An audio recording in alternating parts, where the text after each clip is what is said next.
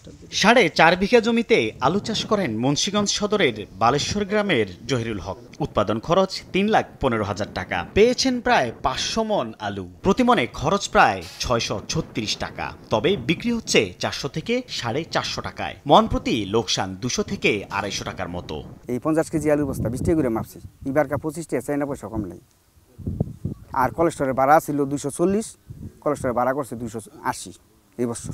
সব জিনিসই বেশি, কিন্তু আমরা আলু বিক্রি করতে পারতেছি না, আলু খাইতেই আছে না। ন্যায্য দাম না পাওয়া ও হিমাগার খরচ বাড়ায় জমিতেই সংরক্ষণ করছেন আলু। ঝুঁকি আছে নষ্ট হওয়ার। সরকার নির্ধারিত 6 টাকা 75 পয়সা ফিতে 50 কেজির আলুর বস্তা 9 মাস হিমাগারে রাখার খরচ 280 থেকে 337 টাকা। আরও আছে জমি থেকে আলু তোলা এবং হিমাগার পর্যন্ত নেয়ার খরচ।